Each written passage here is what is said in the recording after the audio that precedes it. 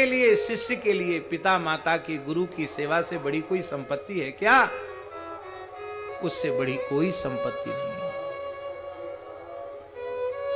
पर हम लोगों से अपराध निरंतर बनते चले जाते हैं। इसलिए सेवा वही जो सेव्य को सुख प्रदान करे।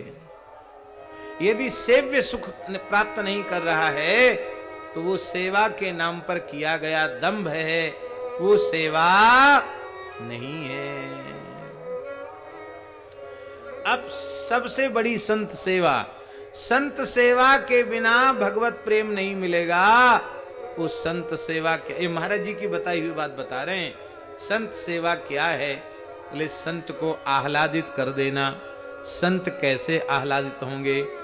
अरे भूखे संत को भोजन कराओ तो भी प्रसन्न होंगे, वस्त्रहीन संत को वस्त्र दो तो भी वे प्रसन्न होंगे।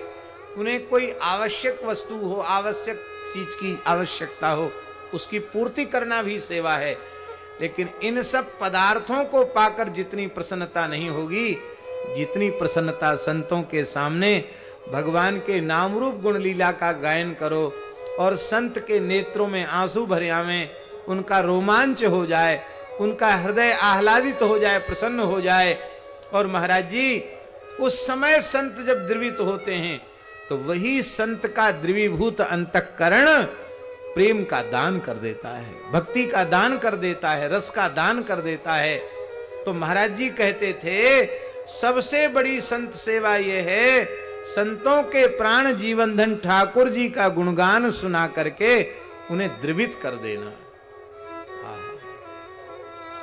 जो सामने विराज रहे हैं ये तो सब है ही हैं, अप्रत्यक्ष रूप से तमाम महापुरुष भगवान की कथा में विराजते हैं। अब हम भगवत चर्चा कर रहे हैं, हनुमान जी का मन आह्लादित हो जाए तो हमें क्या नहीं मिल जाएगा? शंकर जी का मन आह्लादित हो जाए तो हमें क्या नहीं मिल जाएगा? ध्रुव प्रहलाद जी बैठे, उनका मन प्रसन्न हो जाए तो हमें क्या नहीं मिल जाएगा? सब कुछ मिल जाएगा। श्री भगवत गुणगान, ये लीला दर्शन कराना भी ये बड़ी संत सेवा है, बहुत भारी संत सेवा है। पता नहीं कौन कौन सी विभूतियां आकर के बैठती हैं, किस राज्य में कहां तक कौन पहुंचे हुए लोग हैं। ये तो ठाकुर जी ने कृपा करके उपासना का एक प्रकार प्रदान कर दिया है। ये कथा नहीं है, ये उपासना है, ये संत सेवा है। कीर्तन संत सेवा है, कथा संत सेवा है, लीला संत सेवा है। तो अन्न जल वस्त्र आदि की सेवा तो करनी ही चाहिए, पर उसके साथ उससे भी ज्यादा जरूरी ये सेवा है, संतों के हृदय को आह्लादित कर देना।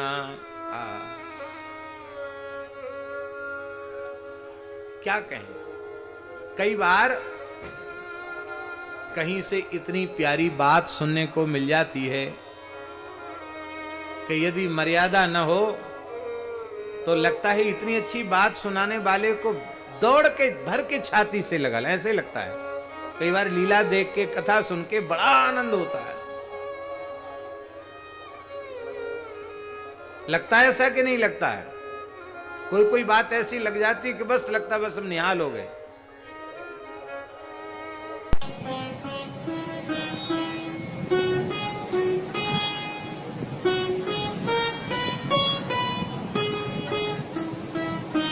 श्री सीताराम प्रतिदिन सत्संग एवं दर्शन के लिए श्री महाराज जी के ऑफिशियल चैनल को जरूर सब्सक्राइब करें।